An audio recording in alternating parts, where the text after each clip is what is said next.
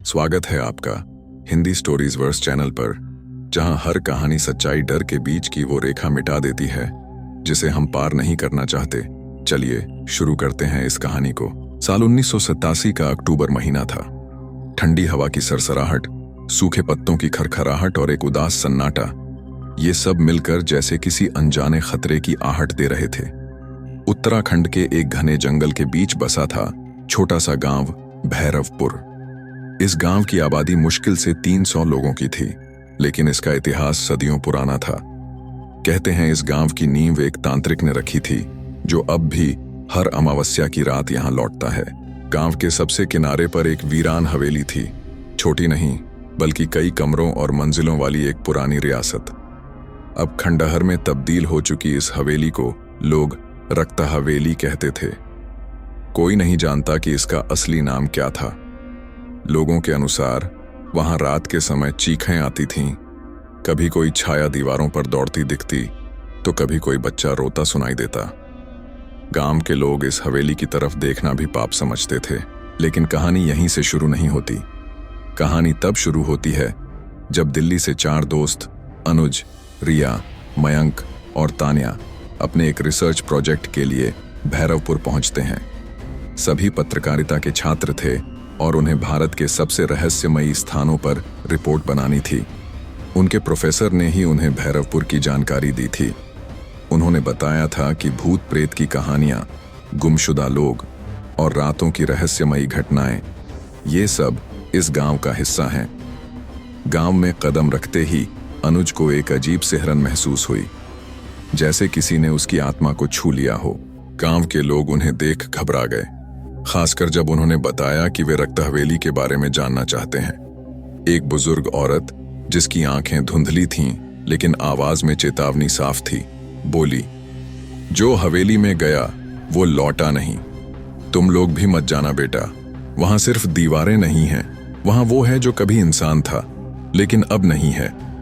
पर युवा जिज्ञासा का अपना ही जोश होता है। उन्होंने तय कर लिया कि हवेली के अंदर जाकर ही वापस लौटेंगे। अगले दिन सुबह से ही वे गांव की जानकारी जुटाने लगे। रिया ने कुछ स्थानीय लोगों से बात की, मयंक ने पुराने नक्शे निकाले और अनुज ने हवेली के इतिहास को खंगालना शुरू किया। हर दस्तावेज, हर कहानी एक ही नाम की ओर इशारा करता था, तांत्रिक केशव। कहा जाता है कि केशव नाम का एक ब्रह्मचारी तांत्रिक था जो आत्माओं से बात करता था। लोग उसकी पूजा करते थे। लेकिन जब गांव में बच्चों की मौतें शुरू हुईं, तो लोगों ने शक करना शुरू किया। एक रात गुस्साई भीड़ ने तांत्रिक को हवेली में बंद कर जिंदा जला दिया। मरते समय उसने शपथ ली थी कि वह हर जन्म में लौटेगा और गांव से बदला लेगा। उसी दिन से हवेली वीरान हो गई और गांव में डर का राज बन गया। रात के करीब 10 बजे चारों दोस्त टॉर्च, कैमरा और वॉकी टॉकी लेकर हवेली की ओर बढ़े। रास्ते में सन्नाटा इतना गहरा था कि उनके कदमों की आवाज भी डराने लगी। हवेली का दरवाजा सड़ा हुआ था, लेकिन बिना किसी रुकावट के खुल गया। अंदर घुसते ही एक सड़ी हुई गंध ने उनका स्वागत किया। दीवारों पर जली हुई हथेलियों के निशान थे, जैसे कोई बाहर निकलने की कोशिश में दीवारों पर हाथ मारता रहा हो। तान्या ने कैमरा ऑन किया और रिकॉर्डिंग शुरू की। हर कोना, हर कमरा किसी अनजाने दर्द की दास्तां कह रहा था। अचानक रिया को एक कमरे से बच्चों की हंसी सुनाई दी। वह चौंकी, लेकिन बाकी सबने कहा शायद हवा की वजह से हो। तभी मयंक की टॉर्च अपने आप बंद हो गई और टॉर्च के फिर से जलते ही दीवार पर खून से लिखा दिखा, तुम लौट नहीं पाओगे। अब डर ने वाकई अपनी जड़ें जमा ली थीं, लेकिन कहानी अभी बाकी थी। वे जानते नहीं थे कि हवेली सिर्फ ईंट और पत्थरों से बनी इमारत नहीं थी, वह एक जिंदा प्राणी थी जो उन्हें देख रही थी, सुन रही थी और धीरे धीरे अपनी गिरफ्त में ले रही थी। हवेली के अंदर घुसते ही सब कुछ बदल गया था।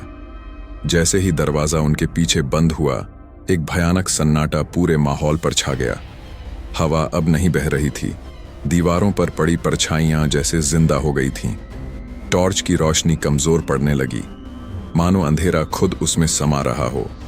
चारों दोस्त अब सचमुच डर को महसूस कर रहे थे। वो डर जो किसी कहानी या फिल्म का नहीं होता, बल्कि असली, हड्डियों में उतर जाने वाला डर। रिया ने धीरे से कहा, क्या तुम लोगों ने भी वो हंसी सुनी थी? अनुज ने सिर हिलाया। हाँ, और वो खून से लिखा मैसेज, ये सब मजाक नहीं है।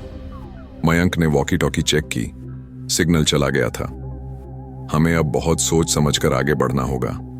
तानिया ने कैमरे का नाइट विजन मोड ऑन किया। ये जगह हमें देख रही है। कैमरे में जो आ रहा है वो आंखों से नहीं दिख रहा। वे आगे बढ़े। हवेली के गलियारे जैसे अंतहीन थे। हर दरवाजा एक नई कहानी का प्रवेश द्वार था। एक कमरे में उन्हें एक पुराना झूला मिला जो बिना हवा के अपने आप हिल रहा था। पास ही एक टूटी गुड़िया पड़ी थी जिसकी आंखें किसी और दिशा में थीं, जैसे वह तान्या को घूर रही हो। उसने गुड़िया उठाई, तभी एक जोरदार धक्का महसूस हुआ। किसी ने या कुछ ने उसे जमीन पर गिरा दिया। तान्या! अनुज दौड़ा और उसे उठाया। उसके कंधे पर जलने के निशान थे, जैसे किसी ने अंगारे से छुआ हो। यहां कुछ है और यह हमें पसंद नहीं करता, तान्या ने कांपते हुए कहा। वे अब समझ चुके थे, हवेली में कुछ मौजूद था और वो सिर्फ आत्मा नहीं थी। ये एक शक्तिशाली ऊर्जा थी जिसे किसी तंत्र से बांधा गया था। उन्होंने तय किया कि उन्हें उस स्थान तक पहुंचना होगा जहां केशव तांत्रिक को जिंदा जलाया गया था। हो सकता है वहां से जवाब मिले। सीढ़ियां नीचे तहखाने की ओर जाती थीं। जैसे ही उन्होंने पहला कदम रखा, दीवारों से फुसफुसाहटें आने लगीं। मत जाओ, वापस लौट जाओ। लेकिन अब लौटना संभव नहीं था। तहखाने में घुप अंधेरा था। टॉर्च की रोशनी जैसे वहां काम नहीं कर रही थी। कैमरे में कुछ अजीब दृश्य आने लगे। काले धब्बे जो इंसानी आकृति बनाकर धीरे धीरे नजदीक आ रहे थे। एक कोने में उन्हें एक बड़ा चबूतरा दिखा। उस पर राख थी, जलने के निशान और दीवार पर कुछ लिखा हुआ। मैं वापस आ गया हूं, तानिया ने पढ़ते ही कांपते हुए कहा। यह वही जगह है, यही वो जगह है जहां केशव को जलाया गया था। तभी अचानक रिया जोर से चीखी। उसके हाथ पर किसी ने गहरी खरोंच मार दी थी, लेकिन वहां कोई नहीं था। चीख सुनकर दीवारें कांपने लगीं। तहखाने में जमीन जैसे हिलने लगी। फिर एक गूंजती हुई आवाज आई, तुमने मुझे बुलाया है, अब यहां से कोई नहीं जाएगा। चारों ने एक दूसरे की तरफ देखा, आंखों में डर, पछतावा और अब एक ही सवाल, हमने क्या कर दिया? तहखाने की दीवारों से जैसे कोई जानवर दांत पीस रहा हो। खरखराती आवाजें, गहरी गूंज और हवा में फैलती बदबू अब असहनीय हो चली थी। रिया की चीख के बाद तहखाने का वातावरण पूरी तरह बदल चुका था। हर दीवार से जैसे कोई घूर रहा था, जैसे हर छाया में कोई छिपा बैठा था। अनुज ने फौरन सबको इशारा किया, हमें यहां से निकलना होगा अभी। पर जब वे मुड़े, सीढ़ियां गायब थीं। क्या ये वही जगह है जहां से हम आए थे? मयंक बुरी तरह कांप रहा था। तान्या ने घबराकर कैमरे की स्क्रीन देखी, लेकिन कैमरे में जो दिख रहा था वह उनकी आंखों से बिल्कुल अलग था। जहां वे खड़े थे वहां कैमरे में एक अजीब नीली रोशनी वाला वृत्त दिखाई दे रहा था। उसके बीचों बीच राख के चारों ओर तांत्रिक चिन्ह और उसके बीच एक कंकाल जैसी आकृति धीरे धीरे बन रही थी, जैसे कोई मृत शरीर धुएं से नया जन्म ले रहा हो। रिया धीरे से बुदबुदाई, ये तो वापस आ रहा है। हवा अचानक रुक गई। एक क्षण को सब थम गया और फिर एक जोरदार धमाका हुआ। तहखाने की दीवारें फटने लगीं, राख उड़कर हवा में घुलने लगी और एक भयंकर काली आकृति उस रोशनी से निकलने लगी। उसकी आंखें जलती हुई थीं, जैसे कोई अंगारों से बनी रोशनी भीतर से उसे ताक रही हो। उसके सिर पर जले हुए बाल और कंधों पर काले धागों से बने अनेक माला। ये तांत्रिक केशव था, लेकिन ये कोई इंसान नहीं था। अब ये एक श्रापित आत्मा थी जो अपने साथ आग, नफरत और बदला ली खड़ी थी। कौन हो तुम? अनुज ने हिम्मत कर पूछा। आवाज आई, तुम्हारी आवाज ने मुझे बुलाया, तुमने मेरा नाम लिया, अब तुम्हारी आत्माएं मेरी होंगी। 100 साल बाद कोई आया है मुझे मुक्त करने, मैं मुक्त हो चुका हूं। तान्या की सांसें तेज चलने लगीं। हमें इसे रोकना होगा, पर कैसे? उनकी जेब में जो छोटे छोटे चीजें थीं, एक चाबी, एक रुद्राक्ष, एक मोमबत्ती का टुकड़ा, वे अब अजीब सी गर्मी छोड़ने लगे थे, जैसे वे किसी अनजानी ऊर्जा से जाग रहे हों। रिया की निगाह तहखाने की दीवार पर बनी एक मूर्ति पर गई। एक देवी की आकृति जिसके हाथ में त्रिशूल था और आंखें लाल पत्थरों से बनी थीं। उसके नीचे कुछ संस्कृत में लिखा था, अनुज पढ़ो इसे जल्दी। अनुज ने ध्यान से पढ़ा, यत्र भूतानि भयभीता तत्र शक्ति जागृति, यानी जहां आत्माएं भयभीत होती हैं वहीं शक्ति जागृत होती है। शायद इसे रोका जा सकता है देवी की शक्ति से, लेकिन हमें पूरी प्रार्थना पढ़नी होगी, अनुज ने कहा। पर केशव अब हवा में उठ चुका था और एक एक कर दीवारें गिर रही थीं। तहखाने में अब कोई संरचना नहीं बची थी, बस राख, तंत्र मंत्र और वह प्राचीन शक्ति जो हर सीमा लांघने को तैयार थी। अब चारों दोस्तों के पास दो ही विकल्प थे, भाग जाना और हमेशा के लिए खुद को श्रापित मान लेना, या इस राक्षसी ऊर्जा का सामना कर उसका अंत करना। उनकी आंखों में डर तो था, लेकिन अब एक दृढ़ निश्चय भी था। वे चारों उस मूर्ति के सामने बैठ गए और अनुज ने संस्कृत प्रार्थना बोलनी शुरू की।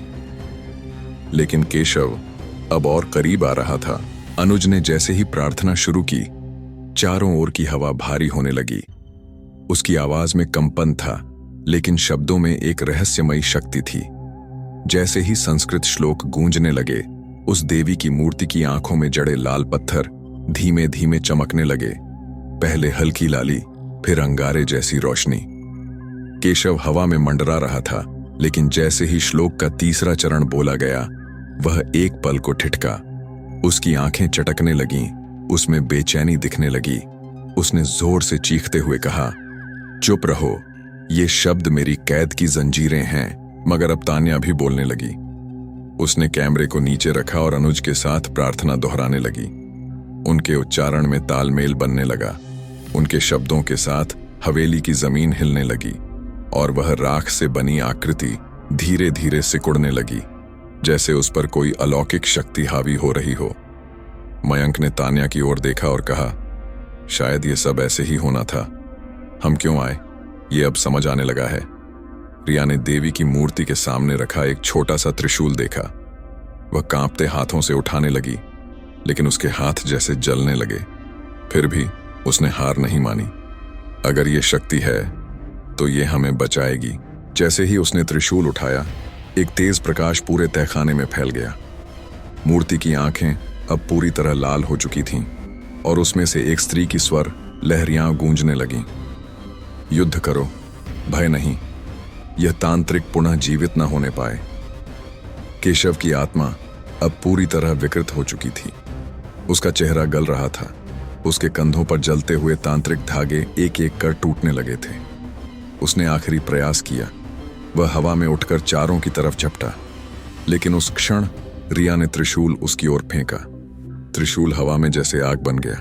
वह सीधा केशव की छाती में जा धंसा। एक भीषण चीख, जैसे सैकड़ों आत्माओं की एक साथ निकली हुई आवाज, पूरे तहखाने में गूंज उठी। दीवारें थरथराने लगीं। राख, पत्थर, लकड़ी, सब कुछ हवा में उड़ने लगा।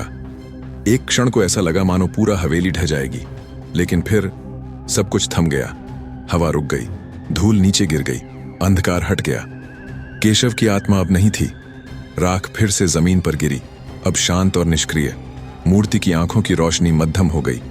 तान्या, रिया, अनुज और मयंक अभी भी वहां थे, जीवित लेकिन थक चुके, हांफते हुए। फिर अचानक एक छिपा दरवाजा अपने आप खुला। वही सीढ़ियां जो गायब हो गई थीं, अब वापस दिखाई देने लगीं। अनुज ने धीरे से कहा, हमने उसे वापस भेज दिया। रिया अभी भी त्रिशूल पकड़े थी, पर क्या हमेशा के लिए? तान्या ने नीचे पड़ी राख की ओर देखा। उस पर अब कुछ नया लिखा था, जैसे राख अपने आप आकार ले रही हो। मैं लौटूंगा। अगली पूर्णिमा को चारों एक दूसरे की तरफ देखे। जीत उनकी थी, पर लड़ाई पूरी नहीं हुई थी। उन्होंने एक दूसरे का हाथ पकड़ा और सीढ़ियों से ऊपर चढ़ने लगे। पर अब वे जान चुके थे, जो उन्होंने देखा, झेला और हराया, वह सिर्फ एक शुरुआत थी। हवेली के बाहर की हवा अब शांत लग रही थी, मगर चारों के मन में तूफान था।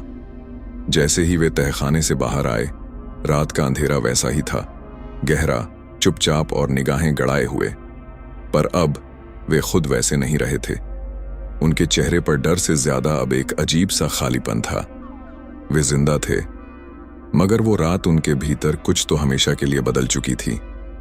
रिया ने जैसे ही हवेली की चौखट पार की, उसके पैर अपने आप ठिठक गए। देखो, उसने कहा। सीढ़ियों के पास जमीन पर राख की हल्की सी परत के नीचे 4 स्याह छायाएं उभर रही थीं, ठीक उनके आकार की, लेकिन स्थिर और बुझी हुई।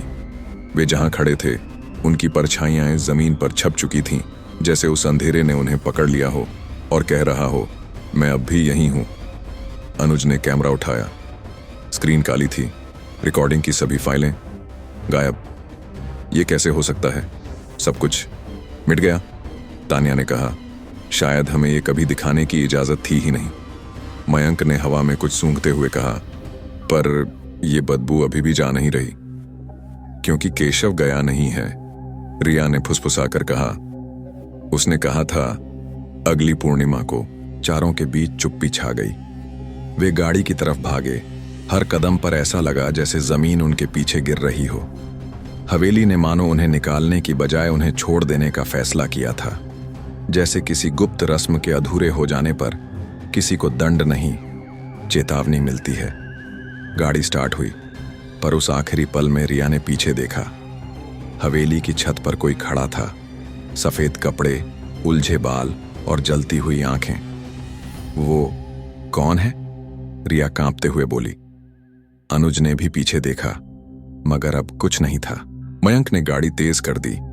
रास्ता वहीं पुराना था, लेकिन आज हर पेड़, हर मोड़, हर काली छाया में कुछ छुपा हुआ लग रहा था। जंगल अब जंगल नहीं, कोई जीवित प्राणी लगता था, ऐसा जो सब जान चुका है, जो सब देख चुका है। 1 घंटे की चुप यात्रा के बाद वे शहर पहुंचे। गाड़ी रोकी तो सबने राहत की सांस ली, पर जैसे ही तान्या ने अपनी जेब टटोली, वह जोर से चीखी। उसकी जेब में वही त्रिशूल था, लेकिन अब वह जल नहीं रहा था।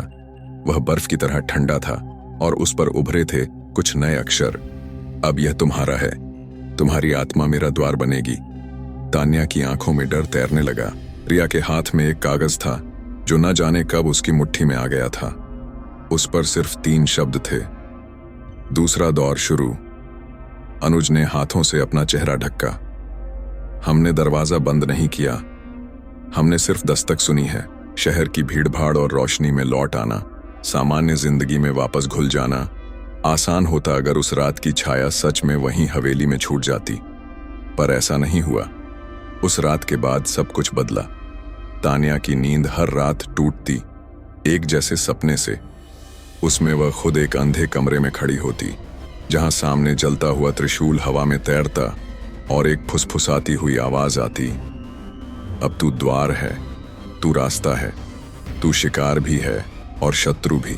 रिया को अपने घर की खिड़की में हर रोज वही आकृति दिखती, उलझे बाल, सफेद कपड़े और एक टेढ़ी गर्दन जो सीधा उसकी आंखों में देख रही होती। वह खिड़की हमेशा अंदर से बंद रहती थी, फिर भी उस पर हर सुबह उंगलियों के निशान होते थे, भीगे हुए, काले, राख जैसे। अनुज ने कैमरा फिर से ठीक करवाया, लेकिन कैमरे ने अब कभी कोई रिकॉर्डिंग सेव नहीं की। हर वीडियो खुद ब खुद मिट जाती, सिवाय एक के। एक रिकॉर्डिंग जो कभी नहीं की गई थी, वह खुद कैमरे में प्रकट हो गई। उसमें वे चारों हवेली के तहखाने में नहीं, बल्कि किसी अजनबी जगह में थे। कीली दीवारें, मरी हुई लाशें लटकी हुई और एक स्त्री की कराहती आवाज। द्वार खुल चुका है, उसकी आत्माएं लौट रही हैं। मयंक सबसे शांत दिखता था, पर वह अब खुद से बात करने लगा था। उसे लगता था कि उसके भीतर कोई और है, कोई जो हर रात उसे हवेली बुलाता है। वह एक दिन गायब हो गया। उसके घर में सिर्फ एक दीवार पर लिखा था, पूर्णिमा आने वाली है, मुझे रोक लेना अगर बच सकते हो। और तब तान्या को याद आया, त्रिशूल। वह अब भी उसके पास था, और अब उस पर उभरे थे कुछ और शब्द। जब वह आए तो यह शुद्ध रक्त मांगता है, वरना तू ही उसका प्रवेश द्वार बन जाएगी। उनकी सबसे बड़ी भूल यह थी कि उन्होंने सिर्फ तांत्रिक को हराया था, उसके पीछे की शक्ति को नहीं। केशव कोई साधारण तांत्रिक नहीं था, वह भैरव कुल का था। वह वंश जिसने श्मशान में जन्म लिया और मृत्यु को अपना देवता माना, और अब उनकी आत्माएं लौट रही थीं। केवल एक ही तरीका था उन्हें रोकने का, पूर्णिमा की रात से पहले उस द्वार को पूरी तरह सील करना। पर अब वह द्वार एक इमारत, एक तहखाना या एक हवेली नहीं था। वह द्वार तान्या बन चुकी थी। उसके शरीर में राख की हल्की लकीरें उभरने लगी थीं, जैसे किसी ने जली हुई अंगुलियों से मंत्र उसके शरीर पर लिख दिए हों। अनुज, रिया और तान्या अब एक ऐसी लड़ाई में थे जिसमें उनका अस्तित्व ही एक शर्त बन गया था। और सबसे डरावनी बात यह थी, अब उनका एक साथी मयंक उनका ही सबसे बड़ा दुश्मन बन चुका था। अगली पूर्णिमा बस 7 दिन दूर थी और हवेली अब एक बार फिर उन्हें बुला रही थी। अगली सुबह रिया ने नींद से जागते ही अपने तकिए पर एक अजीब बात देखी। सफेद तकिए पर एक स्याही जैसी लकीर थी जो धीरे धीरे लाल होती जा रही थी। उसने डरते हुए उंगलियों से छुआ और समझ गई वो स्याही नहीं थी, खून था। तान्या के शरीर पर अब रोज नई लकीरें उभरतीं, जैसे किसी ने उसे हथेली से रगड़ रगड़ कर कोई लिपि लिखी हो। हर लकीर के साथ उसकी सांसें और भारी हो जातीं। वह अब कई बार अजीब सी भाषा में बड़बड़ाने लगी थी, एक लहजा जो मानव जैसा नहीं था। अनुज ने पुरानी तांत्रिक किताबों और स्क्रिप्ट्स की खोज शुरू की। इंटरनेट पर कुछ नहीं मिला, पर फिर उसने शहर से दूर एक पुराना लाइब्रेरी सेक्शन खोजा। ज्वर पर्वत विभाग नाम का एक खंड जो बंद था, लेकिन पुरातत्व विभाग की अनुमति से खुलवाया गया था। वहां उसे एक रजिस्टर मिला। उस पर नाम लिखा था तांत्रिक केशव का जीवन और काल। पन्ने फटे थे, कुछ पर खून के धब्बे थे, लेकिन एक पृष्ठ पर साफ साफ लिखा था, जो त्रिशूल से बंधा है वही द्वार है, और द्वार वही जो रक्त का प्यासा हो जाए। लेकिन अगर द्वार स्वयं को त्याग दे, तब द्वार और देवता दोनों जल उठते हैं। अनुज समझ गया, तान्या को खुद को कुर्बान करना होगा या उसे शुद्ध करना होगा। लेकिन कैसे? तान्या अब लगातार सपनों में केशव को देखती थी, पर अब वह सिर्फ एक तांत्रिक नहीं, एक छाया था। उसकी आंखें आग जैसी जलती थीं और हर रात वह एक ही बात कहता, एक एक कर सब द्वार बनेंगे और फिर मैं जन्म लूंगा पूर्ण रूप में। मयंक अब उनके संपर्क में नहीं था, लेकिन रिया को एक कॉल आया प्राइवेट नंबर से। उसके कानों में एक गहरी आवाज गूंजी, मैंने पहला रक्त भेजा है, दूसरा कल आएगा, तुम्हारे पास समय नहीं है रिया। फोन कट गया। अगली सुबह शहर में एक खबर फैली, एक महिला की लाश मिली थी। उसके माथे पर त्रिशूल का निशान था, चेहरा पूरी तरह जला हुआ, मगर हाथ की एक उंगली पर वही अंगूठी थी जो मयंक की बहन के पास थी। रिया और अनुज को समझ में आ गया, ये सब अब सिर्फ हवेली या एक तांत्रिक की कहानी नहीं रही। अब ये एक श्रृंखला थी, एक चक्र जो चालू हो चुका था। और अगला निशाना कौन था? अनुज ने रजिस्टर के एक और कोने में कुछ उकेरा पाया, एक तस्वीर जैसी जिसमें 4 चेहरे बने थे। उनमें से 2 चेहरे जले हुए थे, एक चेहरा धुंधला था, पर चौथा चेहरा साफ था। वो रिया का था। अब उन्हें केवल 5 दिन बचे थे।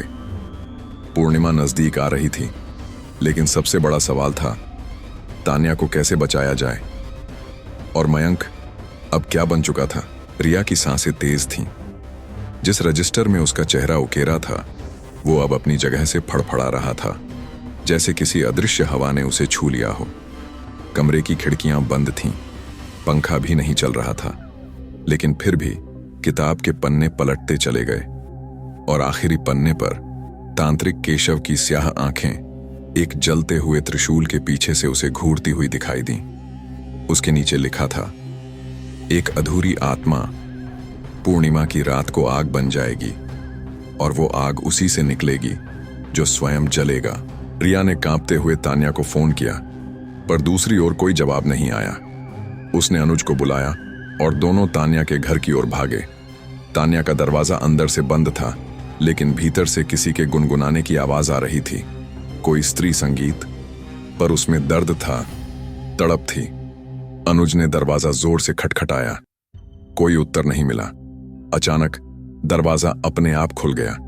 अंदर जो देखा, उसने रिया के पैरों तले जमीन खींच ली।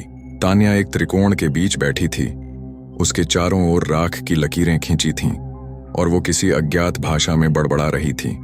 उसकी आंखें बंद थीं और माथे पर हल्का रक्त रिस रहा था। पास ही वो त्रिशूल पड़ा था, अब जलता हुआ नहीं, बल्कि राख में दबा हुआ, लेकिन उसकी नोक पर खून की एक बूंद टिकी हुई थी। जैसे किसी ने अभी अभी उसकी बलि दी हो। अनुज तान्या को छूने गया, पर उसकी उंगलियां जैसे आग से छू गईं। तान्या का शरीर गर्म नहीं, झुलसा हुआ था, पर कोई घाव नहीं था। फिर तान्या की आंखें खुलीं, लेकिन वो तान्या नहीं थी। उसने दोनों को देखा और कहा, मैं तान्या नहीं, मैं इला हूं, पहली द्वारवाहिनी, वो जो जलकर अधूरी रह गई थी। रिया और अनुज पीछे हटे। केशव अधूरा मर गया था, लेकिन उसका काम अधूरा नहीं। मैं उस त्रिकाल द्वार की पहली कड़ी थी, अब दूसरी बनी है, और तीसरी तुम बनोगी रिया। फिर तान्या बेहोश होकर गिर पड़ी। रिया की चीख से पूरा मोहल्ला गूंज गया। डॉक्टर ने कहा, तान्या का दिमाग अब अपने नियंत्रण में नहीं है। वह बार बार एक ही बात बोलती है जब नींद में होती है।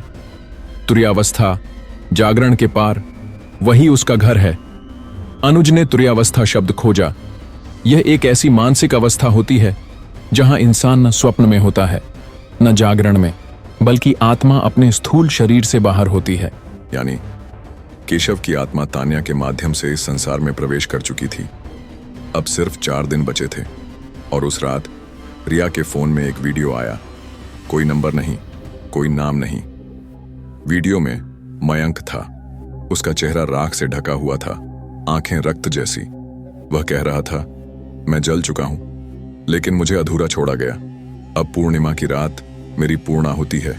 रिया, त्रिशूल मत उठाना, वो तुम्हारे लिए नहीं, अब तुम ही हो। आखिरी द्वार।